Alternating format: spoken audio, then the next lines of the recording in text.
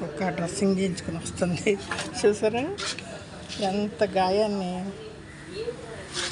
సరి చేస్తున్నారండి.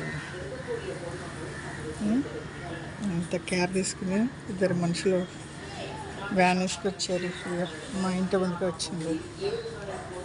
పాపం చిక్కిపోయిందండి. బాగుండేది, బలంగా ఉండేది. చాలా కేర్ తీసుకున్నారండి. అసలు అసహ్యం అయిపోయింది మాకు చూస్తే.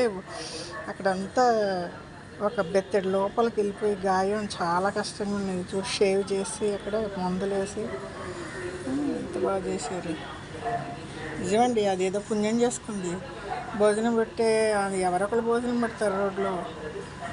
మంచి వైద్యం అందింది. కాకపోతే ఒక వారం బాధపడిపోయింది. మళ్ళీ తోలు అది కలిసిపోతుంది. నేను అక్కడికి వెళ్దాం అనుకున్నాను. నాకు భయం, అది ఇదిలించుకుని వచ్చి మన మీద పడి కరుస్తుంది. ఆ బాధలు కరిసేస్తుందని బాధ అండి.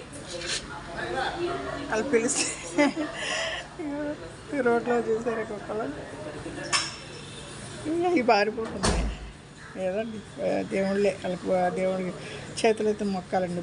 బ్లూ క్రాస్ సంస్థ వాళ్ళకండి.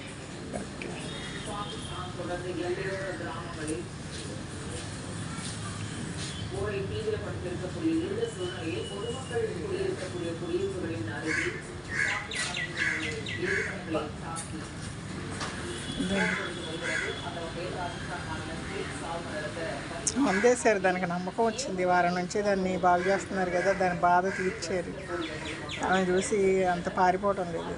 మందు వేయించుకుంది, వచ్చింది. మామూలుగా స్ట్రీట్ డాగ్ కదండి, రోడ్లో తిరుగుతూ ఉంది. நல்ல வேலை பண்ணீங்க. ரொம்ப கேர் எடுத்துட்டு அது ரொம்ப பாவம், ரொம்ப கஷ்டப்பட்டுச்சு. இது வரைக்கும் பார்க்குறது எங்களுக்கே கஷ்டமாயிடுச்சு. நீங்கள் ரொம்ப கேர் எடுத்து பண்ணீங்க.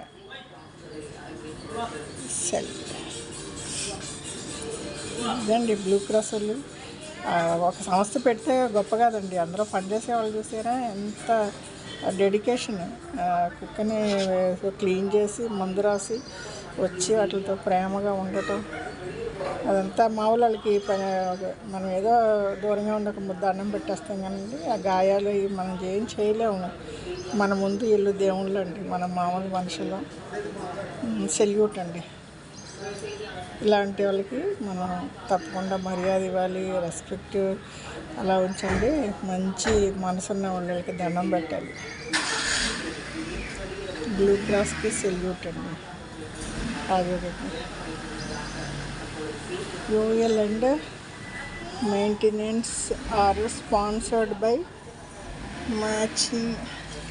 మర్చింగ్ అనిమల్ వెల్ఫేర్ ట్రస్ట్ ఉంటుంది. ఎవరో డొనేట్ చేశారంటారు వ్యాన్. డొనేట్ చేసేవాళ్ళు చేశారండి. పనిచేసేవాళ్ళు కూడా డెడికేషన్గా ఉన్నారు. అందరినీ ఎలా ఇదండి. మా స్ట్రీట్ రాఖీ